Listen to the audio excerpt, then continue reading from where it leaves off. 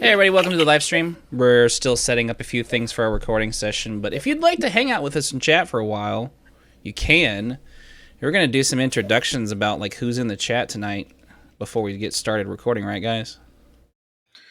Yeah. Yeah. The enthusiasm is palpable. Yeah. No, anyways, welcome to the Barely Fun channel co-stream. So if all of you that are watching us on Mixer, you can definitely watch all 4 of the Barely Fun channel team members at mixer.com. Myself, I am Maji Shine, so welcome to my channel if you're watching on my channel. If you're watching us on Twitch or YouTube, definitely come out to mixer.com/MajiShine or one of the other channels that are linked below to watch the co-stream on Mixer. Wow. It's a lot cooler if you watch all of us at the same time. But anyways, I'll let the rest of the guys introduce themselves. No. Okay. No, introduce us. You do it. Anyways, no, with us tonight, as always, is the usual cast of characters, starting off with Anthony over at Tauntaun Gaming. You can find me over at mixer.com/TauntaunGaming and twitch.tv/what'satauntaun. What's your YouTube? And my YouTube, just search for Tauntaun Gaming. There you go. Because I'm not big enough to get my own URL. Dude, the BFC isn't even big enough to get its own channel name yet. Used to be you could just go into YouTube and, I don't know, create a name and it'd let you do it and it'd be all good. But no, YouTube's got to get all then they'll get bitchy. people like that don't even have big enough channels to warrant it, and they just steal like I know big names. Oh, and I get the thought process behind it. It's just frustrating when you're trying to. Yeah. Do you? Do you? I give up. No, wrong lobby. Anyways, also with us today, as per usual, is Randy over at The Fury X. Hey guys, this is Randy over at mixer.com/TheFuryX. If you watch on Twitch, I am at twitch.tv/FuryX.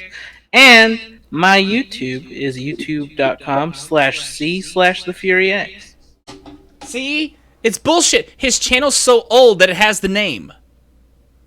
No, I'm big enough to have a thing. Well, then you need to start sending some people our way. Yeah, what the... bit.ly/BFC YouTube. Go there. And finally, I'm going to put some headphones on real quick.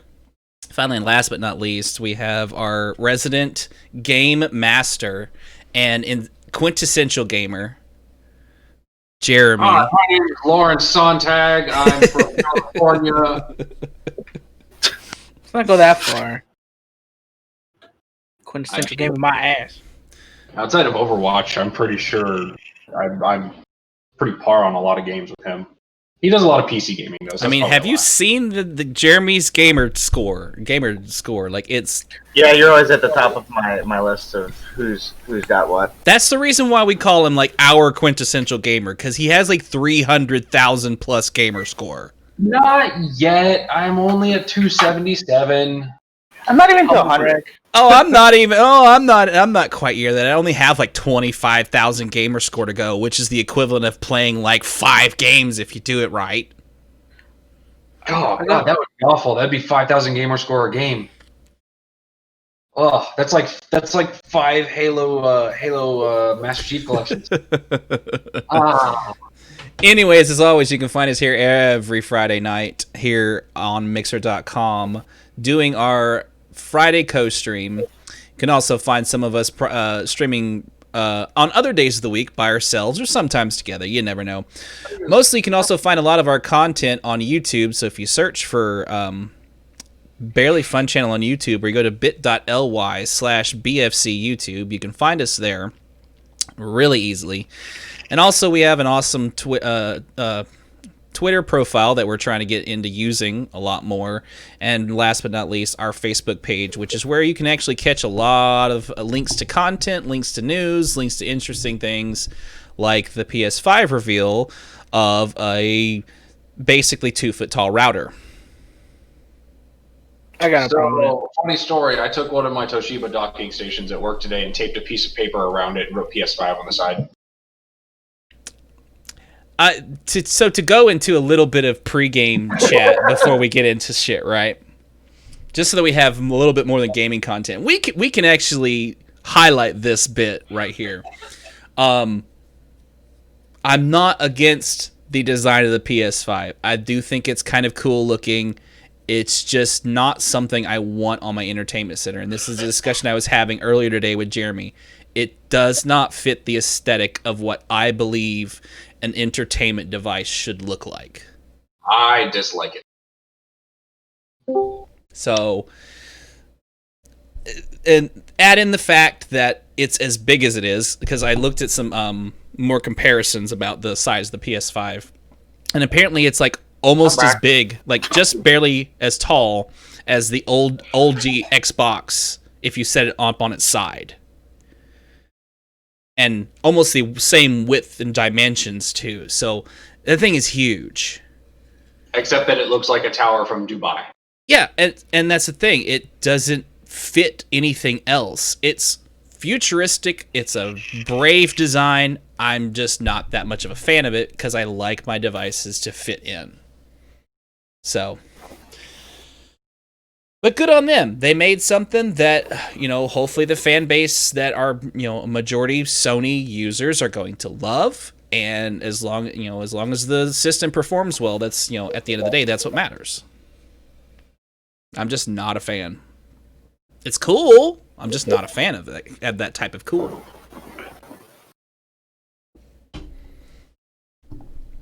Any of you guys for sure gonna get one now, though? Yes. PS5, yeah, for sure. So I mean, I need them exclusives. God of War was a big game. I didn't put it down until I was done with it, and I'm really excited for the next installment, which will be on PS5. So out of curiosity, out of Sony's press conference, basically, is what they did, their own E3 press conference. What was it out of that definitely sold you on wanting to get one, other than knowing exclusives are coming that you're gonna be interested in?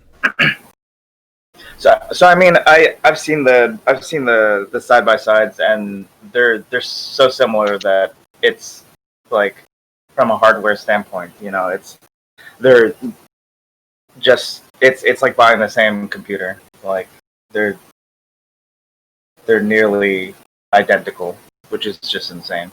Virtually identical. I think the only big difference is I think maybe Xbox has more memory. I think that's about it. Yeah, that was an interesting thing I came across. For those who might not be in the know within the group that we're talking in, apparently the hard drive, the SSD, this custom SSD that they have, only has 825 gigs of storage. It's not a 1 terabyte drive, which, I mean, it's not that big of a deal, but it's just interesting to... Well, could it be that it's the system process, like the OS for the system? No, they said that's the storage on the drive unformatted. Oh, wow. Okay. So you won't even get the 800 because this... Correct. Because the OS is going to take up like, what, 150? Yeah. So I'm wondering how they got to 825 as a number. Probably cost. It had to be a cost measure, or it had to be, like, I speculated in discussions earlier with Jeremy, maybe it's something to do with the way that the drive reads and writes, and when you pass that threshold of storage, it actually slowed down. Because one thing you'll find with a lot of solid-state drives that exist on the market now, once they get past the 1 terabyte mark, they do have a slower read-write speed, even though they say it can go up to a certain point. On average, anything past that still slows down. Which is, I think, why you're seeing a lot of gaming consoles not go past 1 terabyte. So maybe it has something to do with just the architecture of that drive. I just thought that was interesting. And then the other thing I discovered today is the expansion slot on the PS5 is an NVMe expansion slot, which it's Do we all know- right, but Yeah. NVMe, if it's an older protocol of NVMe, right, it's not going to be as fast as the proprietary disks that the Series X has. So that's interesting. That's an interesting choice. It will probably work, but I'm assuming that expansion slot's going to be for you keeping a backlog of content that then will need to be rewritten to the main drive in some way. I don't know. I just thought that was an odd choice. Because if it was an NVMe slot that was connecting directly into the board, that might make sense, but that's an expansion slot, so it's not always going to have the same speed as actual NVMe data in a PC. Yeah, so I mean that the only thing that'll really affect is load times for your games. Yeah, if anything's on that expanded drive. If you have something that requires like heavy load times, just put it on your SSD. You know, I mean, playing Siege, like that's like the joke is if you don't have Siege on your solid state, your load times are crap, and everybody starts making fun of you when the match isn't started yet because you don't have your game on an SSD. Yeah. I mean, I would imagine it's just a place to kind of put storage. Do we know how many slots? Like, do they have USB slots? I would assume they do, since that's usually what the controllers charge off of and they do sync on. So, I mean, with USB slots, I mean that opens up the opportunity to just put on your own hard drive. That's what I do with my current Xbox and my current PS4 is I have 2 terabyte, or maybe it's 4 terabyte, just external hard drives, and that's where the majority of my games are. Yeah, well, it makes me wonder though, with these games coming with higher and higher resolution assets, right? The idea is, I think the idea that both Sony and both Microsoft are trying to go with right now is by reducing load times, you can load more, and increasing the memory that you can load into. It's going to allow for higher assets and bigger games. Will, over time, we see games that literally will not run off of expansions? Yeah, I could see us having like the first 1 terabyte game like way later in this generation. Yeah. Well, I'm not even thinking about getting to 1 terabyte. I'm more just saying, you know, a game like the way the game is written and the assets that needed to be loaded cannot, like an expanded, like a USB drive would not ever be fast enough for you to play the game without serious performance issues. Yeah. And so at that point, you may have some developers say flat out, you cannot play this game unless it's on the main drive of the system. And that's something I think is going to be a problem for both platforms. Yeah. I think one thing that Xbox has over PlayStation right now, though, is the capabilities of playing Xbox on PC with Microsoft Windows 10, and that's I think that's going to create a huge gap for them in favor of them, because just the fact that I don't even need to buy an Xbox Series X. I just have to have a PC that is capable of running these games. I think down the road, that's what you're going to see Xbox as a brand go to after this console cycle. I don't think we're going to see them put out as much hardware. I kind of doubt they're going to put out as much hardware this cycle. Yeah. I don't think... because it seems like that's the shift that they're going for, is going full PC, and then I think actually their hardware is just going to be like, it's just going to be a PC tower. Like, hey, you need a gaming PC? Here you go. Here's the Xbox Series, whatever. Yep, it's basically going through and taking that PC form factor, shrinking it down so it fits below a TV, but it's still basically a PC. Yeah. Which, I mean, it's a good start if they could find a way to I don't know, make the device dual boot between OSs, or maybe just make it have the compatibility to just flat out load in the PC version of a game and play it with a mouse and keyboard. Yeah, I mean both in the current gen that you can use mouse and keyboard.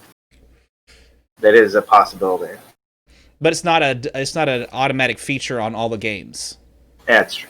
The ability's there, but the developers are not utilizing it. I think if Xbox or PlayStation could find a way to get that PC gaming environment on their devices, that's going to make a big change, and it looks like Xbox is going to be the one to the punch to do that. Yeah. So we'll see what happens. It's going to be interesting. You know, we'll see what more comes out of the PlayStation 5 developments. They didn't give us a price, which is not exactly a great sign of what the price is going to be, but we'll see what happens. I remember back in the day when we were playing on 360 and we were talking about the next gen then. Yeah. That was pretty fun. Oh yeah. No, it's going to be interesting. The thought of 1 terabyte was like, wow, that's so much data. When are we ever going to need that much? I remember the first time the PS3 came out with a 500 gig hard drive, and I was like, why would we ever need that much? Well, we're in the world where you need that much now. Yeah, and with more, games that are 50 I mean, we're in a world gigabytes. where 500 gigs isn't enough. Yeah, like literally. Fuck, man. I had to get a 500 because I didn't have enough money. Yeah, I think that's what, when I got my first PlayStation, it was a 500 because I didn't have enough money to get the 1 terabyte. What's the bigger than a terabyte? That's a petabyte or a yottabyte? I forget. I think it's peta. Yeah, it's a petabyte is the next step up, and we're not even there yet. We can barely make proper 8 drives. I'm sure that it's going to be a while, but we'll probably see like a 500 gig or terabyte hard drive in the near future. Yeah, it'll be interesting. Tetrabyte. And then in a decade, we'll be talking about. Oh, I remember when the last gen came out. Well, I always wonder, and this is a far-reaching topic, right? I always wonder how, if we can get to the level of actually having quantum computing, what that will do for gaming. Because the benefit of quantum computing, supposedly, is that it's not just reading 1010 in a line, it's reading it in multiple dimensions as well. So you basically have 3-dimensional computing. It's not binary anymore. So it could load a lot from a drive into memory a hell of a lot faster, which may make it so that, like, even though the read and write speeds on a drive are not optimal, because the CPU is able to process these big chunks of information so quick, it no longer matters as much. Yeah. So we'll see. It'll be interesting. I'm hyped for this generation. All right, so tonight we're playing some No Man's Sky. No Man's Sky came out tonight yesterday on GamePass. Myself and Jeremy have had it for a while. Anthony's played it on PC before, but this will be the first time that it's been played on console with all 4 of us as a group. Well, so not only that, but I'm fairly certain the last time Anthony played it, it was literally probably a completely different game. Yeah. Oh yeah, probably for sure. So the only similarity is just the basic controls was the only similarity. There's no survival. There's no multiplayer. A lot of people were pissed off about the limitations of the game, and I mean the developers really picked it up from where it was. To their credit, they stuck with it.